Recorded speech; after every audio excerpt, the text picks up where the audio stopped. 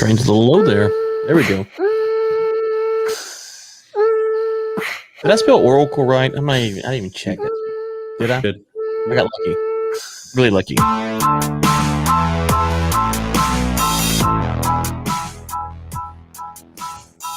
Brian Ray alongside the one and only Vincent Samuel III.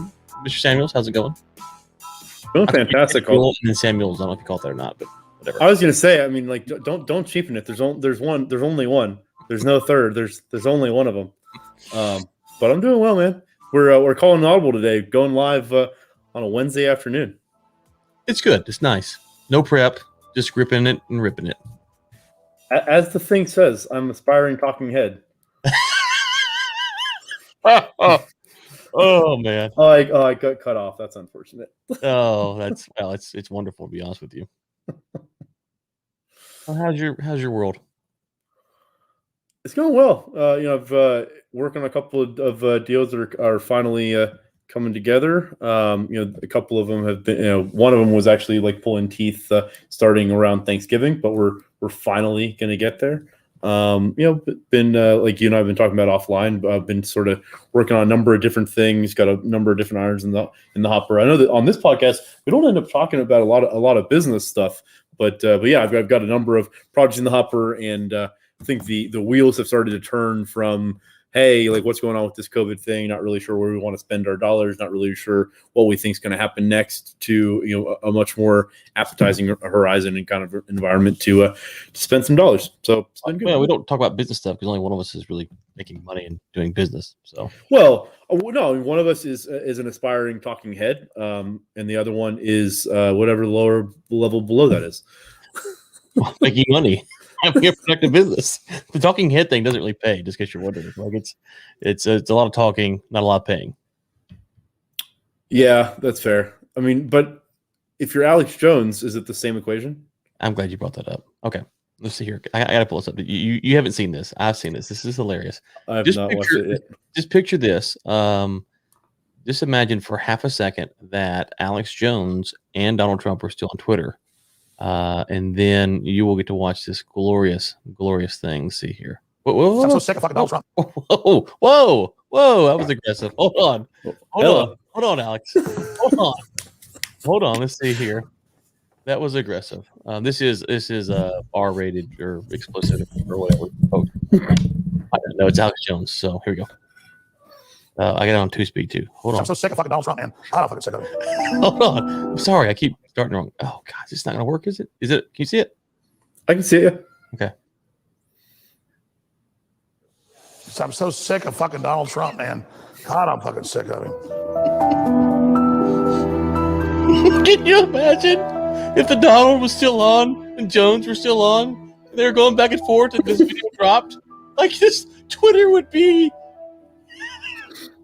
It'd be glorious in all the ways that it should be. Let me skip ahead here. I can't really skip ahead. There it goes. Rolling.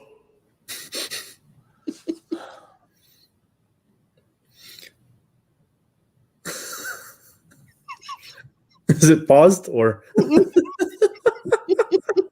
Part of me, the selfish part, wishes I'd never met Donald Trump, wishes that I'd never met Roger Stone, because unlike previous things I'd done that were game-changing, those were just time-space continuum reflections of the third big change I was going to be involved in, and that was bringing Donald John Trump into Austin. So I said it again. I said Austin into office. Because you guys are asking really good questions. This is going to be a really good thing, but I'm going to say it again in a minute. Let's drink some of this Armani. I'll try to say it. It's the truth, and I'm just going to say it, that I wish I never would have fucking met Trump. I wish it never would have happened. And it's not that the attacks that I've been through. I'm so sick of fucking Donald Trump, man. God, I'm fucking sick of him. And I'm not doing this because it's like I'm kissing it. Do it in a minute. That's it. He just walks off. we are deprived of a great Twitter battle, and all the trolls and bots on both sides just hashtags trending. Like, can you just imagine how glorious that would be if they're both on Twitter right now? Oh my lord! Is that really the cannon fodder that we even need right now? Oh my god! Wait, hold on. But that was the teaser video. What? That was it. That's it. That's it. But like, okay, so he was prepping for like an actual video, but that's all we get to see. That's all the release was. Because that can't have been like what they were trying to shoot.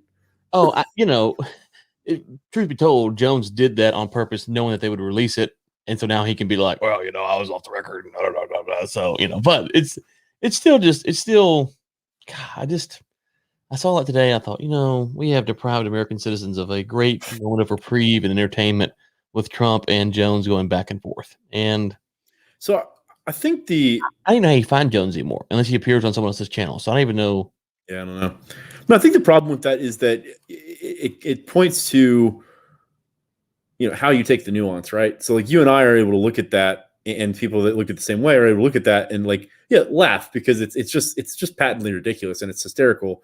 And if you can, now that he is out of office, if you can look at Trump as sort of just this kind of like an Alex Jones character, you can begin to discount a lot of the things that he says and just kind of like, yeah, that's just him running his mouth. But I mean, we spent hours on air on different podcasts talking about my pushback to that as president. I mean, I think you're right. I mean, I think as like two idiot bigwigs in business that don't have any they don't deserve to be on the platforms that they are. To have them sort of battle back and forth and just kind of like be in the fanfare would be amazingly entertaining. But 6 weeks ago, I would have had a much different answer, if that makes sense. No, but it's not 6 weeks ago. It's today. Right. So that's why we need it. Like, we should reinstate them just for the Twitter battle. Just for the Twitter battle. If you want to take them off after that, that's fine. Just for the Twitter battle. Like, because if you think about Donald, if you let Donald out of the cage right now, out of the Twitter cage, like, so I will say this to Twitter people, employees. I will pay you $1 if you unlock Trump's account. Don't tell anybody. Just unlock his account, hack his phone, send him a text, hey, you're free. Like, I'll pay $1. Trump's got the burners though, right? He's got to have some burner accounts. Oh yeah, I'm sure. Yeah, but that's a lucrative deal that you're offering $1. That's a whole dollar. I mean, is that pre or post inflation? Ooh. The post inflation, I can't afford the pre-inflation fiat currency. What are you talking about? I can't afford that for the money. That's too much. It's a freshly minted Powell dollar. Okay. Like as current as possible. I can't take anything pre October 2020. Anything that I can't afford. So yeah. I just I don't know. It's just there's things in life that we're deprived of, and this is one of them. So I'm curious, so walking into comments, some of the things I think we're going to tackle today. I'm curious. So when you look at an Alex Jones character, I mean, I think that anybody that pays even a modicum of attention to him understands that, like, his whole shtick is to be outlandish and to make these ridiculous claims and to sort of lean into that. And I think that the weird thing for me, or the scary thing for me, is that there was a time, not anymore, but there was a time there where, I mean, the stuff that he was putting out, the content was the same as what I just described, but he seemed to have like a follower base of like, this guy's onto something. And I think that if you can kind of take it tongue in cheek and you kind of like understand that, out of 100 things that he says, maybe 7 of them have relevance and only like 3 of them are actually factual. If you can like understand that while you're listening to him, then I think there's some value in the kind of that discourse, because you get to hear things that you definitely wouldn't hear anywhere else. And there's maybe some threads of truth there. But then like when he started, like the point, I think the point for me that made me jump the shark or jump ship was Sandy Hook. When I think that was the time, because the things that he was talking about were like, not only was it wildly inappropriate, but they were patently factually inaccurate. Like it just made no sense. And so going back, like I said, I mean, if you can listen to like what Alex Jones is saying now and sort of understand that his whole shtick is, I'm going to talk a lot of garbage, but like I'd say enough things that could be potentially like threads here that like I get Do you see him the same way, or? Yeah, so I never really got into Jones on any level other than when he would make, something like the Sandy Hook stuff or whatever, because then it would be broader than his normal base. So that would be, like the water turned the frogs gay or whatever that was. I can't remember, but those would be the types of things that's all I knew him for. And the only time, so the first time I heard him beyond a real clip that I can remember, I mean, I don't know, maybe I've seen some other stuff, but to my knowledge, I can remember is his first appearance that I'm aware of on the Rogan program. And I listen to Rogan sporadically, just hit or miss. Now I don't listen to him much at all because on Spotify, I think I've listened to 1 or 2 Spotify episodes. Anyways, and so I saw it, and so I turned it in, and I remember listening to, let's say it's 3 hours of the Alex Jones Rogan the first time. I remember listening to it, and he started talking about this CIA mission here, and I would just pause it, Google it. And a lot of the things he says, and if I say this, someone's like, "Oh, it's not true." Okay, I don't know when. Early in the interview, a lot of things he says is actually true. It's weird, but the percentage of truth versus craziness is, I don't know, 70, 30, 60, 40. It's pretty true. At least if you can Google and verify. And then as the interview goes on, he gets into these 4D elves and interdimensional beings and all this weird stuff. It's like, okay. So that's what I know you for, is this kind of crazy, outlandish stuff. Okay. So I think they talked maybe at that time about the Parkland, not the Parkland, was it Parkland, the Sandy Hook stuff. I can't remember. So then the second time he comes on, which is recently, I watched that one as well. And Rogan would like stop him and kind of like, well, fact check here, fact check there. And so they kind of go back and forth. And so that one, I can't really remember, but a lot of things he said there, again, I think were a little bit more based in reality. So my only limited experience with him in long content has been on the Rogan podcast. And, he didn't get into the Sandy Hook stuff a whole lot, from what I remember. But the stuff he did say, it'd be a mix of this weird mystical elves and dwarves and interdimensional stuff, which I have no basis for reality. What do you say, the cosmic thing a minute ago? Something like that. And then he talked about CIA ops that you might not have heard of, but they were actually real. So to your point, it seems that he makes a living off of knowing these atrocities that the government's created, and then building upon that to then go to something like Sandy Hook and say, well, this has got to be a false flag because of, And there's like, no, okay, hold on, man. Like, let's pump the brakes there. And there's no, so I don't follow his stuff regularly because of that. So if he's on someone else's show, I'll consume it potentially. I don't know, where he's at enough to say, but I do think that on some level, everyone's got a shtick, and his shtick is, as you said, to really kind of amp it up over the top. And I think for a period of time there, he was really, it seems like with the Sandy Hook stuff and then other stuff was really going. Is he a 9/11 truther? I don't know. Is he? Yeah. Is he okay? So, there was a point in time on the internet where that was really a big thing, right? 9/11 truthers. So this Sandy Hook. I remember working with the guy, and he brought me this video about Sandy Hook. And you take about like 5 minutes and research the video, and it's all okay. It's not all false because you can't. There's certain things you can't prove. Like, look at this person here; they're not crying. It's like, well, okay, I can't prove this person's crying or not. It's a still photo. I have no idea. But this here is not true. This here is not true. And like one of the things I thought was really disgusting about that video, and I don't think Jones put it out. I don't know who it was. It's been years ago. Was it showed? I think the dad of one of the girls who got murdered. And he walks out of the hospital, and he looks to someone, and he kind of cracks a joke, and then he goes up and he gets serious and he gives his presentation. And like, see, he's an actor. I'm like, no, he's a human. That's what humans do. Like, if you've been to a funeral, you've seen people who are immensely sad, and they see someone and they smile and they talk for half a second, and the next thing you know, they're crying again. Like, that's just how people act when they're mourning or happy or whatever. And so I thought stuff like that was really kind of disappointing, that people they were looking for a reason for the false flag narrative. And instead of saying, okay, let's put this on the side of, sure, I'm happy to investigate anything, but instead of kind of actually parsing through what we know, what we don't know, let's not go to the straight false flag narrative right off the bat. Yeah, I mean, I think it goes back to sort of the intent, right? I mean, if the intent of keep going, someone's Go ahead. I got. Yeah.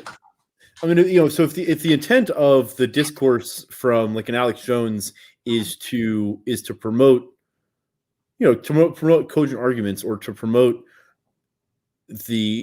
a healthful discourse within the dynamic, I mean, I think that he wildly is off base.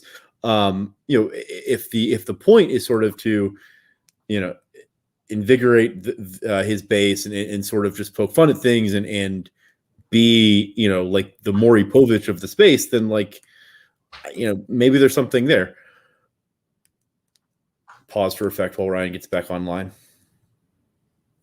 So Ryan, what I was just sort of postulating is, I mean, if Alex Jones is, if the intent of the content is to be a part of the narrative and to provide value and to sort of, actually look at these issues, I think he's wildly off base. If the way I look at him is what I just said on there, like when you were gone, is the way I look at him is sort of like the Maury Povich of the space. Yeah. Like he's going to talk about some things that have like some cultural relevance, but through a prism of just like, it's a joke. I mean, nobody watches Jerry Springer and expects to like gain value from it. Right. But it's like entertaining and like, whatever. Right? I mean, is that a fair, like something like that? Yeah. So, I mean, that's how I watch Fox News. So same thing.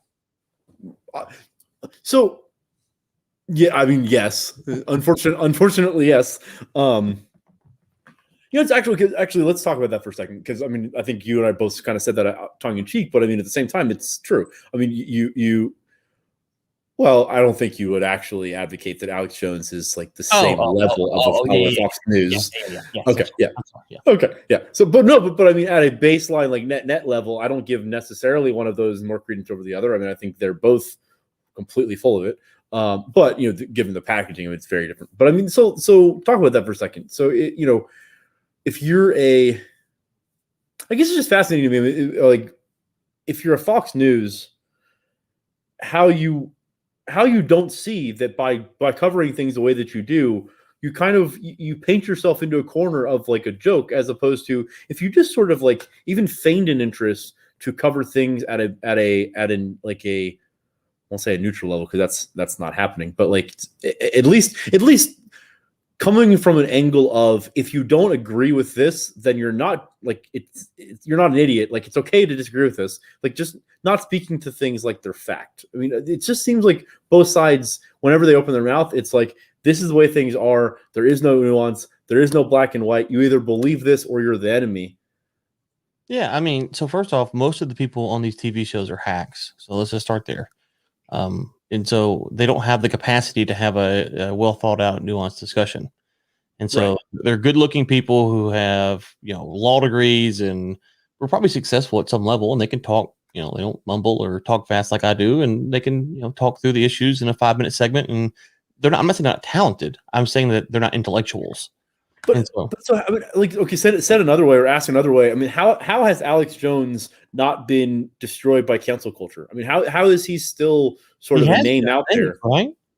I think he's been marginalized, but I think that, I don't know, maybe I feel like he's been more sort of marginalized because I think that he still has sort of the same. So like when I think of cancel culture, I think of like the Mike Lindell. I mean, I think that Mike Lindell jumped the shark, and like I don't think that he will ever be able to recover. Maybe his business will, because Trump loves him. The Trumpers love him, but I mean, I don't think that people will ever look at him similarly. But I don't know.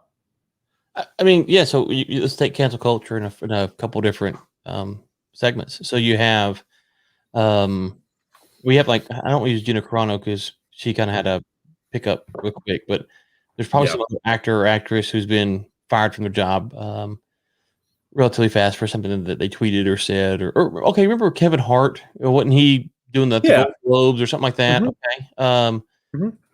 And so they were trying to cancel Kevin Hart. To my knowledge, he persevered and came on through, and he's back. And so I think, no, actually, that's a great example. I mean, I think that the way that he played that, quote unquote, was perfect. He came out and basically said, he was like, I'm a human. I'm going to live my life. What we're talking about here is irrelevant. I'm not going to give it the airwaves. And then, he got like lambasted for it for a few weeks, and he came out on, I forget what talk show it was, but it came out on a talk show and was like, I'm going to give this airwaves for this interview only. I'm going to talk about this issue. I'll answer any questions you want. But after this, like, this is a done issue. He answered the questions. It turned out that the story was like literally a non-story. But so, yeah, people came after him and to his credit, I don't know who coached him, but whoever coached him needs to coach whoever else is approached by this, because, I shouldn't say it that way. I think there's a lot of times where the cancel culture is onto something, quote unquote. But like another example, like you and I talked about this off air earlier today. And maybe this is one that we want to unpack a little bit, because I haven't really dug in too deeply, but I'm very famished by the Dr. Seuss thing that's coming up in the last few weeks. Like, I don't understand how, I just don't understand the utility of going back through history and like trying to virtue signal and destroy pieces, like parts of legacy. I mean, I don't know about you. I grew up on Dr. Seuss. I mean, that was like an everyday occurrence in my life. And like, I grew up personally, for a second, I grew up in one of the least racist homes that I can imagine. Race was not a factor in my home. Like, we were taught very, very fundamentally to treat everyone the same way. And so it surprises me, to be honest with you. Like, so what I said to you earlier today is, it surprises me that the author that explicitly writes books about like green people and like these random monsters and like whatever, all this different stuff that, like, to me is very inclusive, can be looked at as a racist piece of work. I just. Yeah, so I think it's 6 books of his, however many he's written, that the estate that holds his copyright which is people own copyright. We'll talk about that another day. But anyways, it is not going to publish anymore. And so, one of the things that I've thought about, you talk about, whether you're going to publish a book or not publish a book, or continue to publish a book. So I guess there's levels here, right? So if a publisher says, this book isn't selling, or we don't want to publish this book anymore, I don't have a problem with that, as long as they don't perpetually retain the rights and no one else can publish the book. So, I think there's a little bit of a problem there. As far as, these particular Dr. Seuss books, I hadn't looked at them. So in however long, if I ever read them, I don't know. I read a bunch of Dr. Seuss. I'm sure I have, but I don't, so I can't say. I had to do a little time digging in. But, if you go back and you just, to your point about reading historical books, or looking at historical shows or historical posters or whatever, there's all kinds of stuff that's good, bad, and indifferent throughout history. And one of the things I've been wanting to do, and I haven't done it, is go back through the slave narratives. Have you read the slave narratives? I haven't. Mm-mm. So I think it's in the 30s. Roosevelt sent out, I think it's the 30s. It's Roosevelt. Anyways, he sent out these people to document the narratives of the slaves that have been freed and get their story, and it's recorded. And so we have them. They're on Kindle. They're free. Most of them are. I got a book over there with them. Now, I've read some of them, and some of them are really horrific, and some of them were like, it wasn't that bad. And I don't know how the percentages, and I'm not trying to make a statement. It's just, but I think that's an interesting thing to read, and something for people to read is those narratives, because those are people's accounts on what happened to them or their friends or their family, and so there's a lot of racist things that are being said in there because, I mean, what was going on to them, right? But I don't think so. If you look at what Dr. Seuss is doing, whenever those books were written, I don't know, the 20s, 30s. When was Dr. Seuss written? I'm not sure, to be honest with you. I can look it up while you're talking. But anyways, if you look at what's happened when those were written, I don't know. There's probably all kinds of other books that were written during that time period. I just think we have to be careful to start saying these things were said in a certain time period. That's not okay to say today. Therefore, we don't want to see those things from that time period, because there's all. I mean, like we're talking today. Hitler's book is on Amazon. Last time I checked, right? Mm-hmm. I mean, it's still, and so that's absolutely right. And Stalin's on there. Linux is Mao. I've got. Where's it at? I got quotations from Mao right here beside me. Yeah. You showed it last week. It looks like Dr. Seuss wrote books starting in 31 and last published in 77. Okay. Oh wow, that's a career there, son. That's a career. Mm-hmm. But I've got quotations from Chairman Mao. Chairman Mao killed how many millions of people? Right. And we're printing his quotations. Like that, if you talk about something that's concerning or scary, which I'm not, I have his book, I'm in favor of it being printed. That should be alarming to people. Like, we're printing the words of a man who starved and killed millions and millions and millions and millions and millions of people. So what part of history do we want to go back and be able to study, to understand, to read about, and what part do we not want to be able to? And go ahead. No, so I was just going to ask a question. I mean, so if we were to try to put the hat on of someone that is in support of canceling Dr. Seuss books, I mean, what is I'm failing to understand even the utility of doing that. I mean, so like, if you're going to come after Dr. Seuss for a couple of random racist books, I would argue that a large majority of the historical writing across any civilization would also be similarly racist. Like, where do you draw the line? I mean, okay, so like what? Yeah, well, yeah. Where do you draw the demarcation line, or is it just? I mean, like, said another way, are we going to start canceling like MLK? A lot of the things that he said were aggressively racist. Are we going to start? Are we going to start canceling? The Malcolm X? Are we going to start canceling some of or on the other side? I mean, are we going to start canceling some of? I can't think off the top of my head, but I mean, some of like the preeminent people that led our country from the 30s to the 70s in that same time frame were aggressive racists, but they're looked at as American heroes. Like, so I mean, where do you find, like, what's the? Yeah, so I think it's an interesting discussion because think about World War II for a second. So my grandfather fought in World War II. I don't know if I had any other family members that did, but I know he did for sure. Obviously, the biggest war in modern history. We all know it. It's the most talked about, studied, etc. So, and I talked about this with a random minute the other day on Inside the War Room. Is that from the American standpoint, it's hard to nuance World War II. So either the U.S. was 100% good, or you're a traitor to your country. Like, there's really not a lot of middle ground. And I got some books over there on my shelf that have firsthand accounts of U.S. soldiers. And I'm not trying to denigrate what they did or didn't do, but some of the stories that they tell of what American soldiers did in those books are like, whoa. Now, the Japanese, in this case, these are Pacific theater stories. The Japanese were doing terrible things as well. And so I'm not trying to unpack all that here. I'm saying, but when you actually read the accounts and you actually dig in, you find out, oh my goodness gracious, like, okay, there was a lot of bad stuff going on here. It just wasn't simply us charging the hill and them defending themselves. And I'm not, again. And so you get into what the U.S. was doing to Japan prior to that. And so no one wants to have those kind of conversations about stuff like that. And so when you talk about, how do you evaluate whether Dr. Seuss should be published or not? Well, it's kind of hard because you can't even have that conversation. And that's a conversation about the war that we should have. We should be able to say, okay, we think it's a just war for these 5 reasons. However, these 6 battles we fought here were not good. And these actions by these soldiers were bad because of this. And this action was heroic because of that. Like, we should be able to parse it out. And say, I don't know about this. Like, this one right here, I'm not really sure. Like, we should be able to take this thing and parse it out and have discussions about it, because that's part of doing history. Like, that's the thing. That's why when I talk to historians, I love to understand, like, how did they come to the conclusions that they came to? Because it's not like, if you go read who's the big historian? I can't. He wrote a book on Adams. Anyways, he's got like biographies of everyone. Anyways, he wrote one on Adams. And if you read his on Adams, you will I walked away thinking that Thomas Jefferson was a jerk. Like, that was my takeaway. I don't know if he's a jerk or not, but from this biographer's perspective, he made Jefferson look like a jerk and Adams look like a pretty decent guy, all things considered.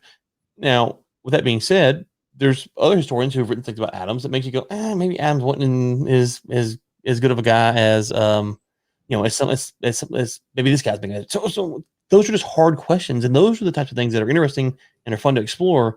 And when you can't have those discussions, you lose that. We got a question. Go ahead. I'll let you respond. Well, no. So I mean, said another way, or like throwing it out there in another.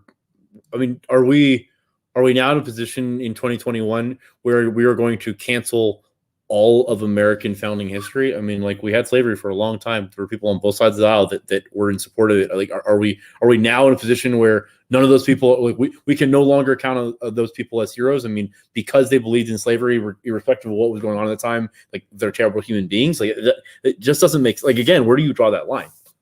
Yeah. Okay. So here we go. We got Joe. Thankfully, he's not praising you for once. I'll allow it, Joe, this one time. For the audio folks, what about the legacy of the Army of Northern Virginia? The Army of Northern Virginia is routinely listed as one of the top 2 or 3 military organizations that North America ever produced. The battle doctrine of the Army of Northern Virginia was adopted by the United States, practically verbatim, moving forward from the end of the American Civil War. How many white as well as non-white U.S. soldiers owe their lives to this excellence of that army? Joe, I can confidently say that you probably, given the way you phrased that question, you know substantially more about it than I do. Ryan, what do you think? What do you? I mean, do you have something to add there? 3 biographies on Lee. 3, maybe 4. Oh, the dead body's back there flopping around. Yep. So I don't know. I don't know about the tactics that he's referring to. I will say I found Lee very uninspiring, and these were guys who were writing like the pro Lee biographies. Right. Yeah. So I don't know about that. That's an interesting question. Let's just take Joe at his word. He's a smart guy. I think there is something there. The one thing I will say about Lee that I did find to be of interest was, and I believe this was a post-war happenance that this happened, is that he was at his church and they all would take communion by going to the front and kneeling. And I think as a black man got up and went to take communion, and no one would go, and Lee was the only one who would go up and take communion with him. And so you got this whole slavery thing and this and the war, and then you have that. Okay, well, it's like, well, how do you evaluate that instance with the other things that he said and did, and and what do you feel about the war? So I mean, I mean, I don't know. I take that to me like that's probably like the whatever year that was that year a version of virtue signaling. I mean, I don't necessarily think that he was trying to be buddy with the black guy, but I mean, that I don't know. I mean, it's but okay, but I don't. What I'm saying is as you dig into these things, you find these weird quirky things, and you try to start balancing them out and try to figure out how you do it. And just Lee as an aside to the point of the Army of Northern Virginia.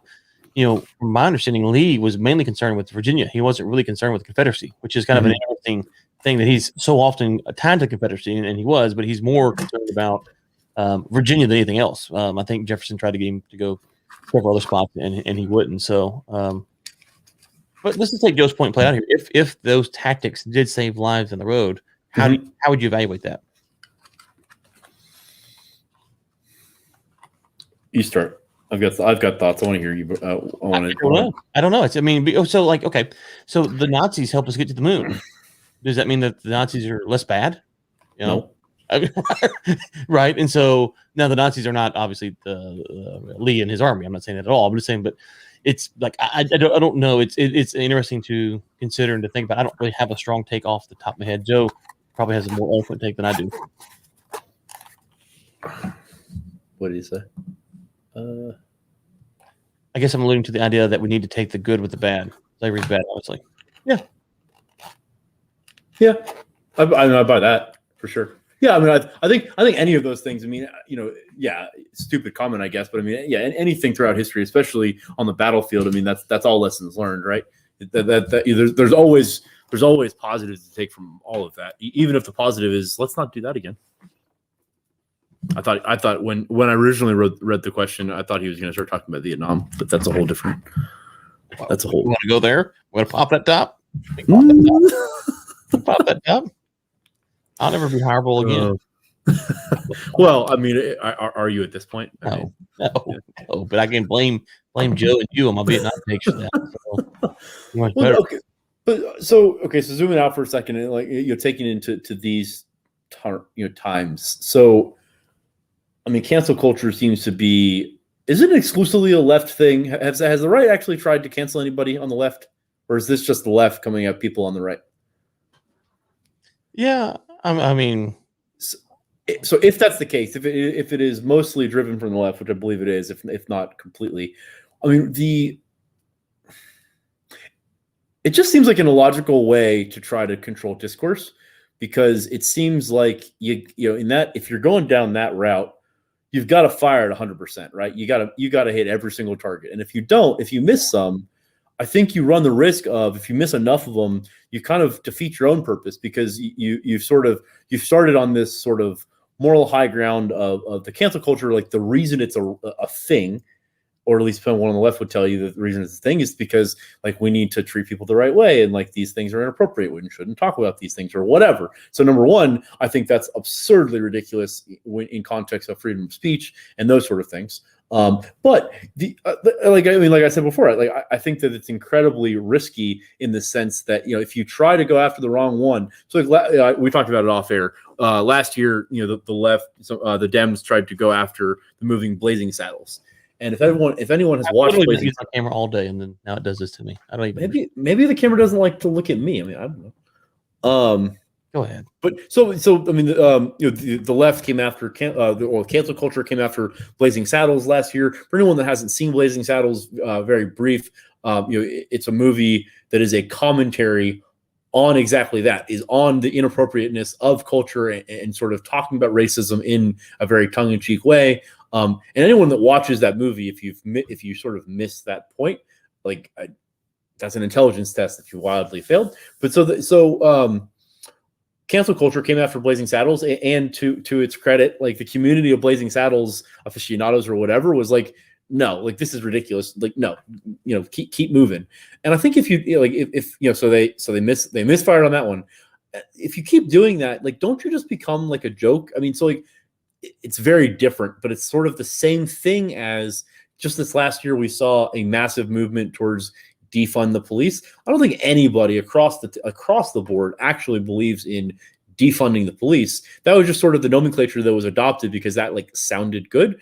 But they did what I just described in the other scenario. I mean, what they did is they talked about defunding the police so often and so voraciously that they got laughed out of the building, when if they had started with the message of retrain, realign expenses, demilitarize, I think everybody across the aisle gets on board with those ideas. But if you come at it from like the defund, like you're never going to get anywhere. The cancel culture to me seems very much the same thing. It's like if your aim is to realign like the civil discourse, and if you think there are some things that are wildly inappropriate, trying to burn someone to the ground for something that they said 12 years ago, 40 years ago, 18 months ago, I'm not sure that that's the right way to do that if you want to be taken seriously. Yeah. So it's funny because when you think about cancel culture and the objective, it's what is the objective? And the objective seems to be to get this person from being able to have their voice in the public discourse, right? Mm-hmm. And then you look at defund the police, and so it takes the Overton window. Oh gosh, it takes the Overton window and it moves it so far from where it was to somewhere else that now it's like, well, hold on. If someone would have said defund the police in 2013, like a real prominent figure, mm-hmm. that might have been a cancel culture type take in 2013. I have no idea. I'm just making something up. But now in 2020, it's a take that is now allowed, right? And we both agree that canceling the defund the police is a terrible take for a lot of reasons. But it's an acceptable take in 2020. And so it's like, okay, well, the Overton window, whatever you think about that, about whether it should be or shouldn't be, oh gosh, Joe, whatever you think about it should or shouldn't be, it is a real thing. And so what the general public discourse, where it's at and what's allowed, it moves. And I'm a big fan of that, but that's just what it is, which means that what we're talking about today, 10 years from now, people will look back and go, oh my gosh, they said that, they said this, how stupid were they? And so to kind of negate that reality is, and I think this, I'm a big Bill Maher fan, but I think he's pretty good on this issue, making fun of, kind of the cancel culture woke crowd who's always outraged about everything. It's like, guys, like, whatever your take is, it's going to be wrong in 6 months if you keep this up. Right. I mean, I don't know. It's like what came to mind when you said that is it just seems, and I don't think this is what you're advocating for, but it's sort of what you painted. I mean, it just seems insane to have to not only navigate the minefield of what's appropriate in civil discourse today, but also how this issue is going to be looked at within the historical prism, and make sure that you're not stepping on any landmines within that too. Like that, I don't know. Well, let me give you one example here. My favorite politician, Andrew Yang. There we go, Joe. But it's a little late. There it is. A little late. Hey, he's got to throw you a bone every once in a while. That minimum money finally came through. Andrew Yang. So his whole universal basic income idea, right? So, and I'm 36 or 35, be 36 this year. When I was born in 85, I saw that, even though you're muted. I saw that. I can still see you, just so you know. Even though, and so 1985, a presidential candidate running on universal basic income, Yeah, it is unusual, Joe. You're right. Why did I do this? Why did I agree? A presidential candidate run on the universal basic income, I don't think would have gotten the traction Andrew Yang got in 2016 when he ran, or 2020 when he ran. No. Yeah. Right? Right. Okay. Yeah. So back then, he would have been laughed out of the room. Yes. Now, in 2000, he'd been laughed out of the room. 2008, he'd been laughed out of the room. 2012, probably laughed out of the room. But then 2016, 2020, by that time, you can all of a sudden see where things have shifted enough for a candidate like that to be considered prominent. So the question really is for the cancel culture folks is, there is someone today who on your side has ideas that would be laughed out of the room, and you might cancel them before they get to be the ideas that you would like to espouse 20 years ago. Because Democrats would have laughed Yang out of the room in 85 and put him off to the side as a fringe candidate. And then he never would have gotten his daylight in the sun and maybe the potential future mayor of New York. So I just think that it's like, whatever you think about the progressive movement, on some level, they probably hurt their own cause by preventing maybe some decent ideas that could come out of it from getting the air like the sunlight that they need to grow. Since you mentioned New York, can we just take a second and just point out how trustworthy Chris Cuomo must be? Because like for a while they were saying like such glowing things about his brother, and he like covered all of that like with no problem whatsoever. And like now that his brother's a little bit of hot water, and like he like didn't do something appropriate, or like the list there is really long. But like now he's not allowed to talk about these things on air. Hold on, we're talking about the murders, or what you talking about? The murders?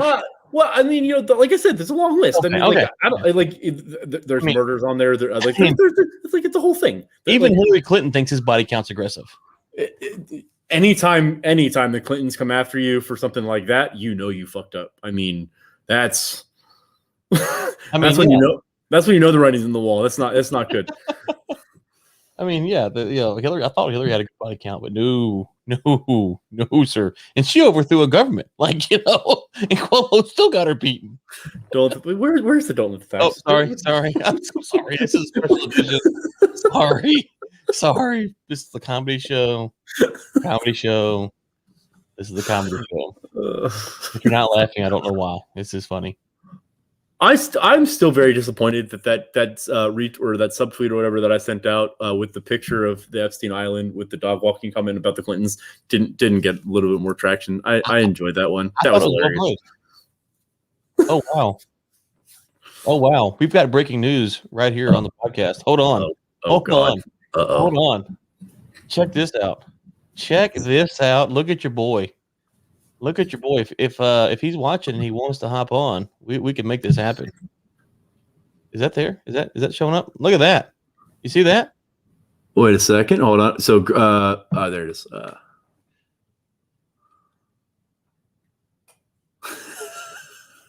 Look at your boy.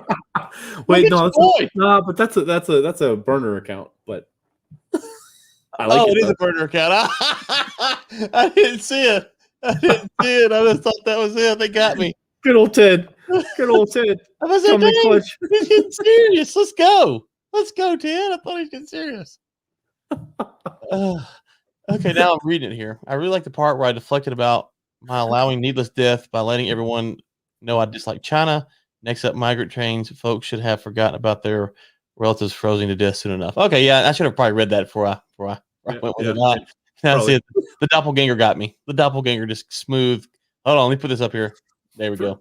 For those not paying attention, we Ryan. Actually, I'm not gonna throw myself under the bus. Ryan has been subtweeting Ted Cruz all day. Wow. I haven't subtweeting. He's been tagging everything. Fair. All right. Fair. He retweeted me, and the storm came. What'd you think about that? Have you read the comments? All of them? No, not all of them. Some of them. I responded to a few. It's been fun. Yeah, I saw that.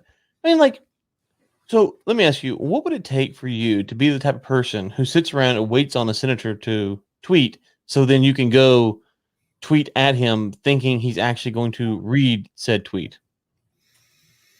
Do you have to be to do that? Does anybody actually think? Do you think that someone actually writes in the comment like on a thread like that, expecting Ted Cruz to read and respond. Okay, so the bot account that me and you were going to go back and forth on. Where's it at? Where's that bot account at? Okay, yeah. Natalia, what she's giving us a hard time about Russians. Okay, Natalia SOTU. Her handle is, I won't say it out loud. Never mind. Okay. It's the State of the Union. Yeah. So one of the things that she retweeted is from this guy named Daniel Felder. He's a husband, dad, lawyer, entrepreneur, Stanford and UF Florida law grad, Florida Grim Reaper, justice advocate, and the founder of some company I'm not going to say. His tweet: Ron DeSantis will be furious if Ron DeSantis is spelled wrong. Continues the trend. Do not tweet or use this hashtag DeSantis spelled wrong. This guy has 189,000 followers. This tweet has 3,700 retweets, 5,800 likes, and 398 comments. Yes, I do think these people think that people. Yes, DeSantis is waking up like, oh my God, my name's being tweeted improperly. Guys, hey, stop the vaccine. Stop it. Actually, he's on people. Like, wait. That seemed like a really spot on Trump impression. Was that what you were doing? Well, yeah. That was like that was a pretty good Donald. Oh, sorry. Yeah, Donald effects. Sorry. Yeah. No, Donald effects. Sorry, it's on me. So yes, I do think these people think. So I can understand like being. There's some people I follow who go and they tweet under someone's account and then they quote tweet it as well. They're doing it to gain followers. Like that's like right. You can tell. But I do think so. There's probably a large portion of people who do that. I think there's plenty of folk though who like legitimately think that Ted Cruz is reading his tweets and like sitting there holding his teddy bear crying because someone said something mean to him. I mean, I believe that. Well, hold on. Sorry. Yeah, back. Sorry. I have a random question for you, but I just got an email with something, so I'm going to ask you because I'm taking a left turn on us because I think it's appropriate. How many iterations, how many different iterations, different series of Star Trek have been released, inclusive of TV and movies, inclusive of TV and film? How many? So are we counting like this for example, when you say Star Trek, the original show and the movies, is that one series or is that kind of two separate series? That would be two. And then those movies count as one series themselves, or each movie is one? Each movie is one. Okay, so I think there's 9 motion pictures. I think there's something like that. No, all right. Well, you're already off base. So this went off real quickly. That's all right. How many pictures are there? There are 3, 6, 9, 12, 13. Oh, I forget about the new ones. Duh. Yeah, I forgot about those new ones. Those pesky new ones that came out there, blockbuster hits. I forgot about those. Okay, so you got 13 of those, and then you got the original series, the new series, Deep Space Nine, Voyager, Discovery, Picard. Next gen. I didn't say next gen already? I don't think so. Did you? I'm gonna say so 13. I'll say 13 plus 7. I can't do 13. Yeah, 13 plus 8, 21. So there are 10 TV shows. But two, I guess 2 of them. Yeah. I was off by 2. So the TV is original series and then animated series, which I'm surprised you didn't watch the animated series. That's probably the best, given your takes on Star Wars. I was waiting for something there. Okay, never mind. And then next gen, Deep Space Nine, Voyager, Enterprise, Discovery, and then they have Picard and Lower Decks. I guess they just started in 2020. Yeah, Picard's new-ish. I think it's 2019, but maybe it's 2020. But yeah, it came out last year too. Are you if you had to pick one, Star Trek or Star Wars?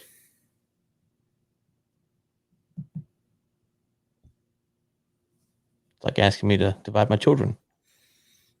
I mean that's for next week. Okay. Star Wars or just in case people are wondering. Star Wars or Star Trek, probably Star Wars, because I don't like as much of the Star Trek universe as I do the Star Wars universe. I think I've said it before on air. I know I've said it off air, but it is pretty damn impressive the level of detail to which you and Kyle know the Star Wars series. I mean, I thought myself a pretty good fan. I mean, there are characters that I don't even know that you guys like know the storylines of backwards and forwards. It's pretty phenomenal. Well, thank you. I think that's the thing about Star Wars. So there's two things about Star Wars. One, if you watch the Star Wars movies and you watch especially the original Star Trek movies, I'm not like, hey, this movie scored a certain way, guy.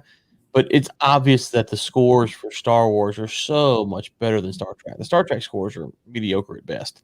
And that really, a score can really make a film or help a film. And of course, having John Williams, if he wants to score this podcast, then, if we can get an upgrade from this, John, we'll take it, so whatever you say, John. So that's one thing. And then I think there's 13. I think the first group did 5 original, did 5 movies. Yeah, like not some of those are not very good. Like they're not very good. That's correct. And they're not very good. Not like as in like 1, 2, 3 of Star Wars. I know you disagree with me here. There's a lot going on. At least I can parse out what's going on there. They're just not very good. And so, when you say 1, 2, 3, are you talking about episode 1, 2, 3 or 4, 5, 6? Yeah. Episode 1, 2, 3. While like I think there's some really good parts in those movies and things you can extrapolate and build in the universe with. The acting and the dialogue is rough, no doubt about it. But there's some Star Trek movies that like the whole thing is like I'm not. No. Would you? So are you, from that? Should I take that you, as a collective body of work, you like 7, 8, 9 better than 1, 2, 3? If I give you my take on the Star Wars trilogies, you will not be friends with me anymore. That could be for the better. What you got? Get serious here for a second. Take the ticker off. Actually, you know what? I feel like we should park this until we can actually see your face. I feel like the visual here is important to the process. Well, with my camera problems, that might not be until 2022. I don't even know. They actually, I was going to say they probably have a Best Buy near you, but out in Granbury, never mind. You'd probably have to, stop. Hey. Oh my god! Oh my! All you got to do is talk shit about the camera and it turns back on. Okay, noted. Noted. There it is. Okay. So let's see here. Do you want the ranking of the movies or the ranking of the trilogies? The ranking of the trilogies first. Okay, I don't even. It's like dividing my children. I don't know how to do this. Like this is. I got to rank the movies. I can't do the trilogies. I can't. Oh god, we've already done the movies and like, yeah, let's get into it. Let's get into it. Unbelievable. Because episode 1 is the best. I'm joking. just roll the credits. If we're starting there, just fire it up. I think the best movie.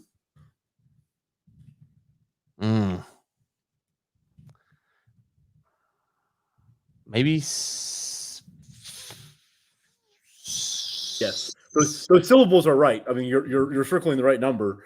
Yes, 5 or 6. Yes, that's correct. That is accurate. Yes. Which one would you say? I got to go 5. The Empire Strikes Back is first for me. I think. Okay. I'll put 5 down for now, so we'll agree on that. All right, second one, 6. Yeah, it's got to be 6. 6. We'll agree there. I'll say 3 is the next one. 3 is Revenge of the Sith. Yes. No.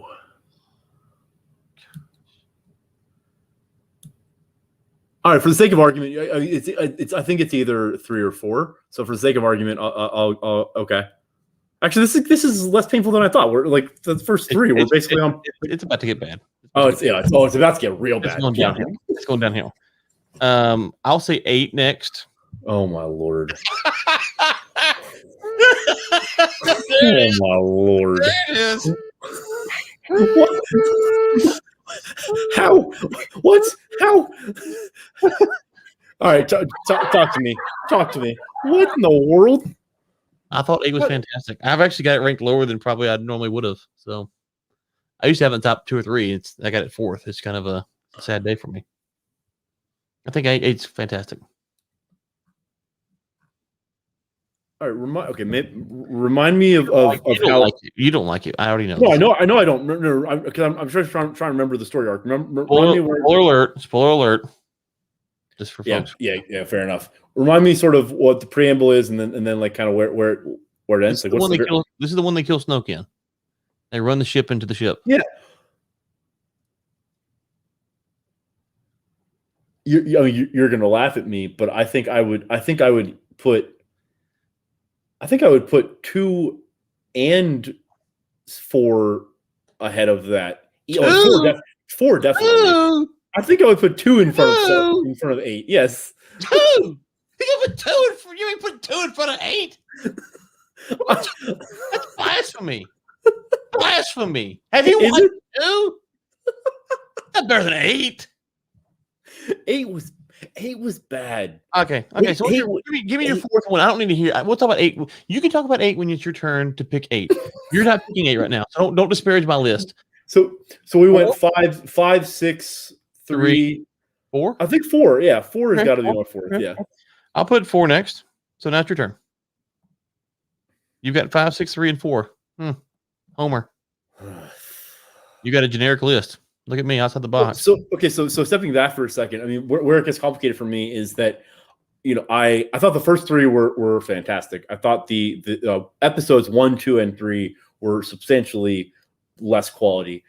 But I had a real problem with 7, 8, and 9 because I just didn't agree with the story arc of the way that Disney put the stories together. And so I think just axiomatically, I have those degraded quite a bit because I didn't think that it spoke to sort of the true nature and spirit of the first, certainly the first 3, if not the first 6. That being said, I think as standalone films, like if we're just talking about standalone films as like the movie, 8 might be 8 is somewhere in the 5 and 6 range. I mean, it's definitely not like so 8 is.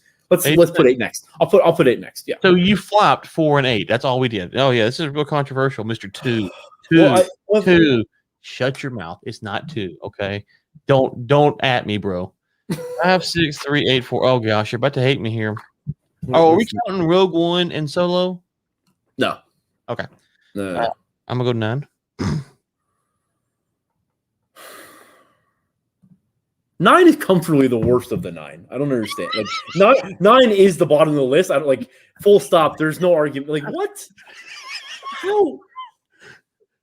Okay, 9 is just a bad movie standalone, and 9 does such a poor job of pulling the story together. Like they just leave so much just sort of like, I mean, it's the typical Disney thing. They just like so yeah. Okay, let me parse this out for you. Maybe I think collectively 1, 2, and 3, as I think about this, is a better trilogy because the thread from the beginning to the end is there. The Palpatine arc, the Vader arc, all the Padme, all of those things are there. Now it has its problems, it has its flaws. All that being said, 7, 8, 9 does not have that same nice smooth arc, but I don't think 4, 5, and 6 have that same smooth arc either. And so I think they're better. I think they're better standalone films. But I don't think from episode 4 to episode 6, the arc of Luke Skywalker, it's kind of placed in there. But at the end, 4 could have been a standalone film, and that'd have been it. Like you didn't need 5 and 6. 1, 2, and 3 needed each other. Fair. You know what I'm saying? I think 7 and 9 have that same feel unintentionally. I think they're trying to do what they did with 1, 2, and 3, but they just couldn't do it. So let's talk about it for a second. So like one of the things that frustrated me to all heck in the 7, 8, 9 was what they did with Leia. I don't understand the utility of that character. I don't understand what they were trying to do. They like I also don't like I never really understood the whole we're gonna put her in a leadership position, but then she's gonna deal with like some mutiny. Like I just didn't understand what they're trying to do there. Talk me through that. Maybe you can like. I think part of my pushback on the 7, 8, 9 is that the story. Like when I say story arc, like the things that they decided to make the characters do seemed disingenuous to what we had learned of who they were previously, and so it seemed like they were trying to like kind of modernize the storyline and do some of like this like kind of like we're gonna come. It didn't ring true to me. So I mean, what in your mind, what were they trying to do with Leia? What was the point of that character? Like, Okay, so I think what they're trying to do is two things at one time, which is give fan service for Han, Luke, and Leia, and move them off so they could have Poe, Finn, and Rey take their spots. I think Right. that were the two things that they did. And so in 7, they killed off Han, and then in 8, you got your kind of your Luke taste, but it wasn't what you thought it would be. And then in 9, well, Leia died in real life, so that's part of the problem with 9. She was dead, and so that's too soon. But anyways, so I think that's part of the Leia problem. As far as her being in a military leadership, she was always a leader going back to 4, 5, and 6. I'm not sure I'm following you. What's your frustration with that? I mean, no, I think the problem really was sort of the, and I don't know if it's like mutiny, but like sort of that discontent within the ship, and sort of this listless dynamic of leadership that didn't seem to be I don't know. That just didn't seem to be the case in the first 6 movies, or 7 movies. Yeah, so I think it's interesting because in Rogue One, they start to explore that the rebellion is not necessarily all it's cracked up to be. And so like the opening scene of Rogue One is one of the good guys killing, so he's talking to an informant and he kills the informant to save himself. Like that's the worst. So obviously you have Luke blow up the Death Star, which kills a lot of people, but as far as intimate bad things that the good guys do, that's probably the worst thing. So you could say maybe Luke force choking those pig guys in episode 6, but okay, they're irrelevant characters. Like this is the worst thing that you've seen a rebel person do in all the movies that I can think of off the top of my head. And so I liked it because it added a layer to the rebellion, which is it's not all black and white. There's kind of this gray stuff. And so the fact that they have the mutiny. So here's the thing that I found interesting about this that didn't get a lot of talk is that the mutiny is really all Poe's fault. Everything that goes wrong in 8 for the most part is his fault. So think about it at the beginning. He goes and he drops the bomb. He goes and he starts engaging Hux's ship. He's not supposed to. Mm-hmm. Right. Well, then they have to leave, and because they leave, they get tracked by the First Order. Then he allows Finn and what's your face to go on their mission. He helps them escape to go on their mission. Okay. Then he starts the mutiny. It's like, and then they had to go in the escape pods because of all this stuff. If they go in the escape pods, they all die. And so Holdo ultimately takes the ship and rams it to those ships to save Poe and all these other people because he was the one who caused all these problems. And so it's really weird. Like that's actually in the story. It's not like a stretch. Like if you just watch the movie, it's there. Yeah. And so Holdo, I thought, got a lot of flack, but I mean, she's doing what she had, and people are like, well, how would you keep this from Poe? Well, okay, from her perspective, she's an admiral and he's a fighter pilot. Like it's I've been in organizations where they didn't tell the right hand man anything, or there's some people tell everything. So I think some of that stuff was more us projecting. Oh my gracious, we got another person entering the chat. Oh good lord. There we go. And just like that, here he is. I don't know what this is or what this is about, but wait, what happened to it? What happened? I didn't do anything. Did you? No. Now Mace is gone. Sorry, Mace. Anyways, so we can debate Star Wars and what's going on with those. Yeah, there's Mace. What is going on here? Wait, you don't know what that is? No, I do, but like, what are you doing? Can you share your screen? Is that what's going on? Yeah. Oh, I didn't know that. Okay, I thought like another person was entering the chat at first. It's like, who's no, just me. You? Okay, just doing your thing. Hey, you listen. Like last week, you got to show the meat mountain. I just wanted to join the party. I appreciate that. So, anyways, we'll pick up our Star Wars discussion. We've been an hour. We probably need to wrap it up. It's 5 o'clock. I'm getting hungry. I need a meat mountain. I'm hey man, what's going on here? Any podcast that we start with Alex Jones and end on Star Wars, I mean, that's a good day. That's a good day. You fire the music up? Let's fire it up. Train's leaving the station. Special edition Adult with the Facts. See you back on Monday, unless we decide we want to do this again. Why wouldn't we? Why would we? Listen, the question is during baseball season, how often will we hop on this platform to rail against the Red Sox this year? Daily. Play 162 games. There's your answer. I don't know if I can take it on a doubleheader day. It's gonna be so bad.